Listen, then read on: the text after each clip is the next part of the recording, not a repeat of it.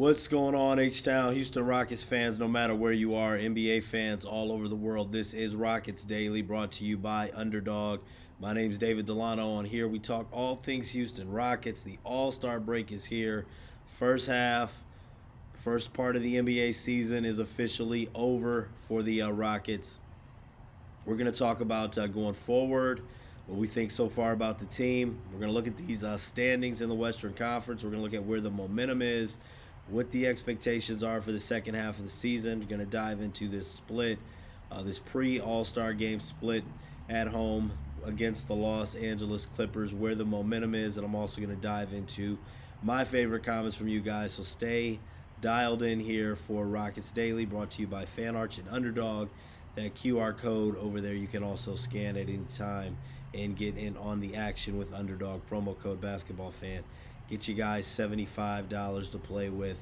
So first half is over for the Houston Rockets, and if you guys are not already aware of it, and if you want to be more locked in and dialed in for the second half of the season, take a look at this offer here. This is not something that I get any kickbacks for, but just letting you guys know about it. I think it's important, as we talked about this the first half of the season, just generally how hard the NBA makes it sometimes to watch a team when you are in the city. And you guys know that there's only particular streaming and cable providers that you need to have prior to this in the Houston area if you wanted to watch the Rockets games.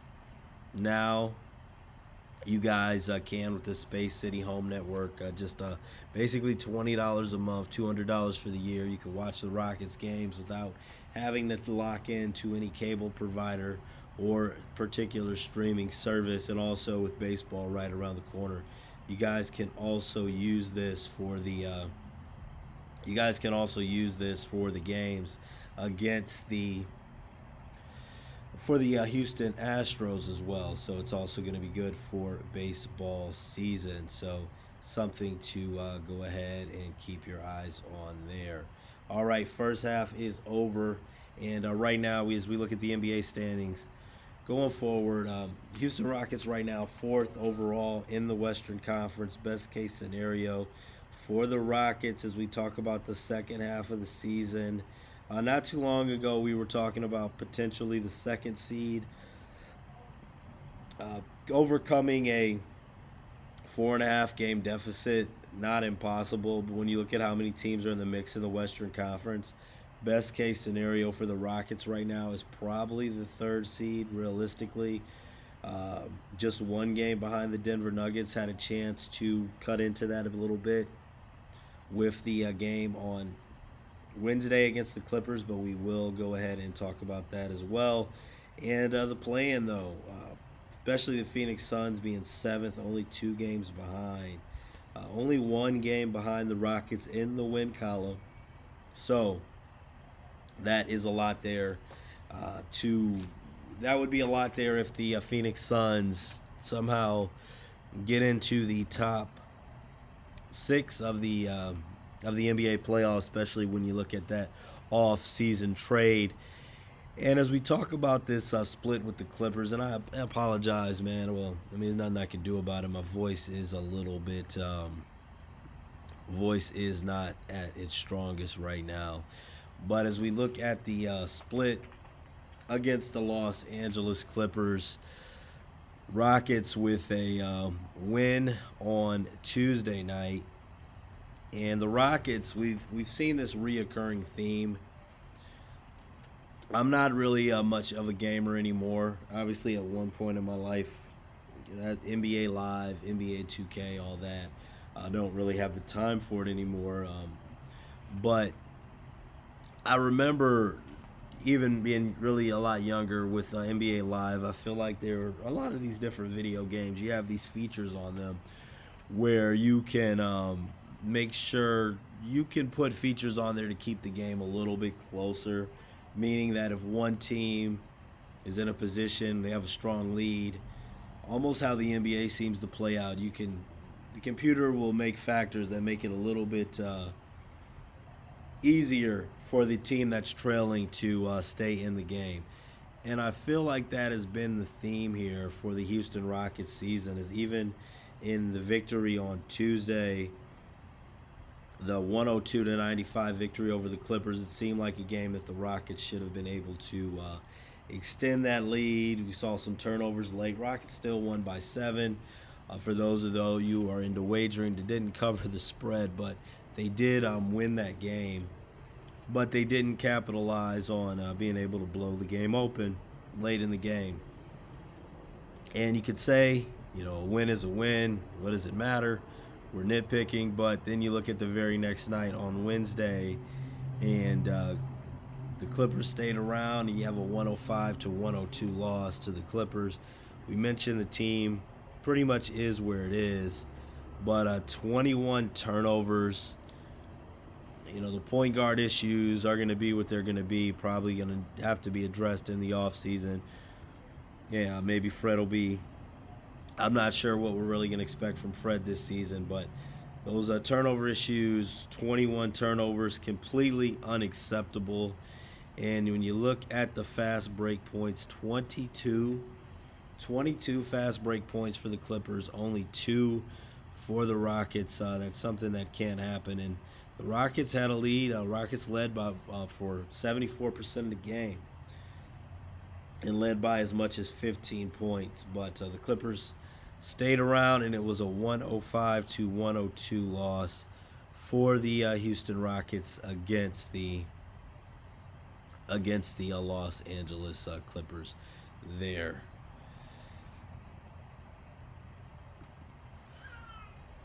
All right, guys, fast breaks, buzzer beaters, and block parties are back. And Underdog is a great place to get in on all the action. Playing on Underdog's easy. Just make picks on higher or lower on your favorite players, stats like points, rebounds, assists, and more. If you win, you could get up to 5,000 times your cash. Use promo code BasketballFan to score $75 in bonus entries when you play your first $5. We got the All-Star break coming up, so you're going to have an opportunity to look at some higher and lowers for players in the All-Star game, along with some of the other events going on. And also, you can play Underdog with college basketball as well, and dial in with the University of Houston and other teams there. So it is Underdog. Some restrictions do apply. Use promo code BasketballFan. That is Underdog. Make picks and win money. Must be 18 plus. 19 plus now. It's in Virginia and present in a state where Underdog Fantasy operates. Terms apply. See assets.underdogfantasy.com/play and get terms. DFS ML for details. Offer not valid in Maryland, Michigan, New Jersey, New York, Ohio, and Pennsylvania. Concerned with your play? Call 1-800-GAMBLER or visit www.ncpgambling.org. In New York, call the 24/7 helpline at 1-878 or text HOMI 467-369. All right, and as we go into the second half of the season, and we've talked about this, and hate to don't want to say beat a dead horse, which you've all heard so much, but we talked about the roster, and I think that some of the momentum, it was nice to see the Toyota Center get into the game last night, even though it was a disappointing finish. Kawhi Leonard with that and one, and Tari Eason not able to knock down the shot, although it really didn't matter. Didn't get the shot off that the Rockets wanted, and even if Tari Eason would have got that, the shot would have went down for him. It would have only been a 2-point basket, not a 3. So game still would have not been tied. When the Rockets come out of the All-Star break, which is going to be next Thursday on the 19th, they're going to be going up against a Charlotte Hornets team that has been rolling. But I think we all know the momentum's not going in the direction that we'd like. Hopefully, this reset does the Rockets well, especially on the offensive end. And with that really being said, let's go ahead and dive into some of you guys' comments here.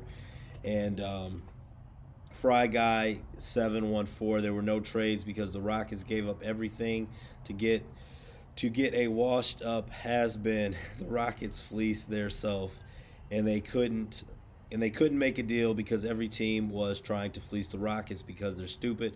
I don't know why that coach and that general manager are still sitting as the Rockets are sitting in on the Rockets and the bench that should both be gone. Basically, Fry Guy not happy as well, and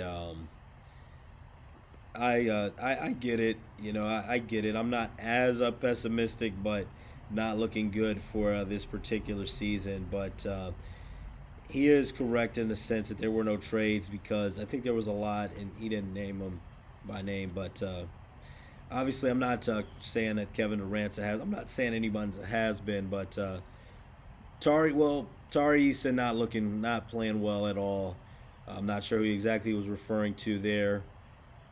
Uh, Kevin Durant, Kevin Durant right now not able to do it all by himself, and yeah, I'm not going to expound on it too much more. But thank you for the comments. I definitely appreciate it. Brett, always appreciate your comments. Stone needs to go. Overall, I definitely understand that a lot in depth here. A Stone has an age but still effective Kevin Durant on the roster, but decided on a gap year. Kevin Durant is 37 already, and next season is not guaranteed for a top 5 ranking in the West. Wasted the last 2 rankings, ranked the last season's top 2 rankings, which is now a waste in the season's top 4 ranking. Every season, Stone always has an excuse to sit on his hands. Whether it's a cowardice or ignorance, the Rockets ownership has to make a change in the front office. A lot here. Heartbroken that Rafael Stone's response to adversity is to punt the season or place things right back on the coaches and players. Pathetic. Do your job. Get the team more help. And I can't disagree with it in a lot of ways. So the Rockets kind of laid their bed before the season started, but the fact that you made the Kevin Durant trade, if you'd have kept Dillon Brooks and Jalen Green, and obviously Kevin Durant was an upgrade, but if you'd have kept Dillon Brooks and Jalen Green, I don't think that there would really be the same mindset as far as the win now mode. Obviously, you'd like to, but I don't think it would. Rockets definitely dialed up the pressure doing that. We'll see what happens in the second half of the season. Stranger things have happened, but in that game against the Clippers yesterday, I mean, and really all season, turnovers inexcusable. Being able to close the game out late, make adjustments. It just does look like this is going to probably be another. It almost feels right now that the second half of the season, that second round, is probably best case scenario. Throughout the All-Star break, we're going to look at the. We're going to talk about the All-Star game. Şengün, Reed Shepherd, Kevin Durant participating in All-Star weekend.